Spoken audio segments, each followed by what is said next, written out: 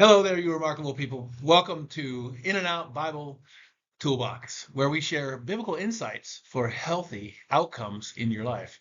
We're glad you're here. Today, we were talking about how God remembers. So if you have your Bible with you, go ahead and grab that.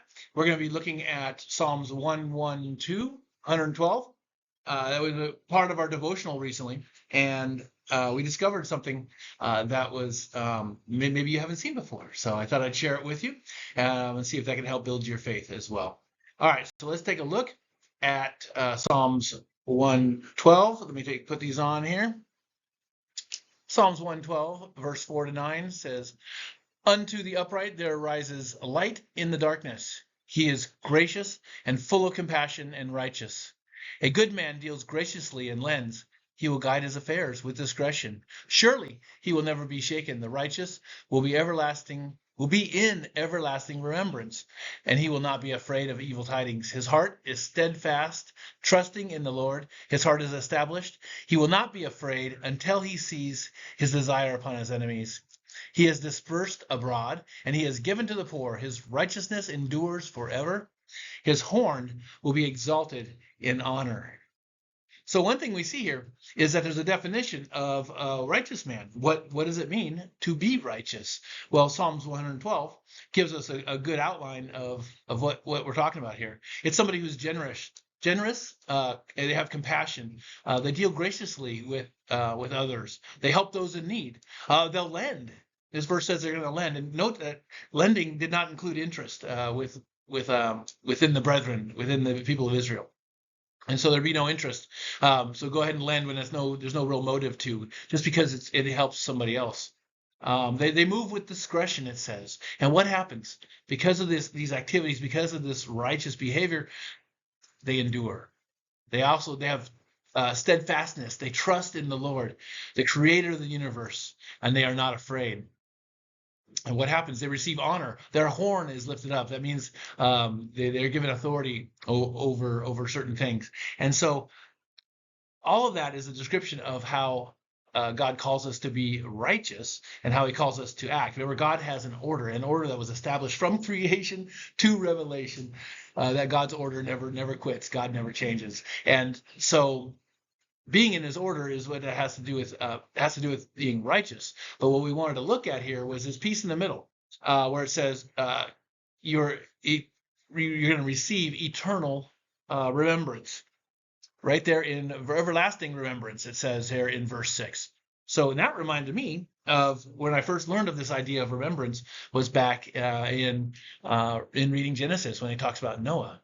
So Noah, he was put on the boat. He followed God's instructions, right? He told people about the coming doom and told them to make a change, and they didn't, and they ended up drowning in the flood, right, in the torment. And then they get to chapter 8. Let's take a look at that. They get to chapter 8 of Genesis, verse 1, and it says, God remembered. Let me put these on here. And God remembered Noah and every living thing and all the animals that were with him in the ark.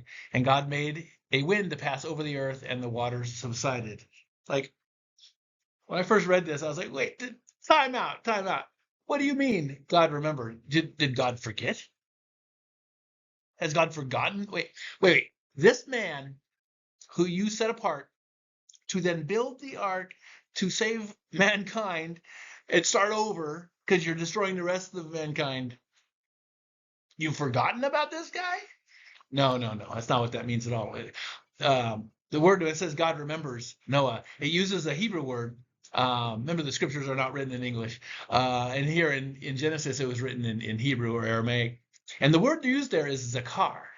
And ZAKAR does mean to remember, but it has the other connotation of remembering continually.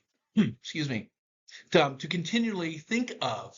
It's that thing we meditate on, right? If you're thinking about buying a new car, you're always kind of thinking about this car. You're earning some money to maybe buy that car. Oh, and you start seeing that car everywhere you go. Like, oh, there's another one, and there's another one over there. I can't wait till I get my car. Right? It's on your mind.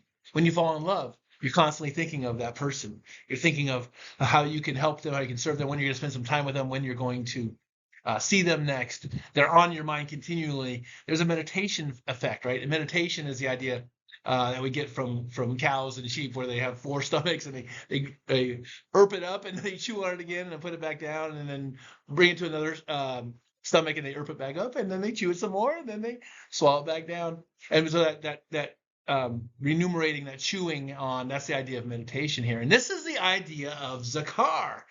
ZAKAR, a Hebrew word that means God remembers. It doesn't mean he forgot and now has remembered. It means Noah has always been on God's mind. Which brings us back to Psalms 112. Let's take a look at that again. Because of the activities of acting in righteousness that God calls us to, we do those activities because of the work he's done, right? Because he is our creator, because he sent his son, because his son lives after having died, he lives again. Because of all those things, we want to serve the creator of the universe and follow his ways, his order that he set up. And it says God will remember us. God will be continually thinking about us. Yes, God calls to everybody to come join his family. Come join and be in the inheritance, right? Come join in the inheritance and be part of the family. Be a child of God, be a son and a daughter. And those that are his, he continually thinks of and is continually watching over us. And that's the amazing lesson we see here with this idea of God remembering and the Hebrew word ZAKAR. I do hope that was blessing to you. That little nugget maybe helps strengthen your faith in just a little bit.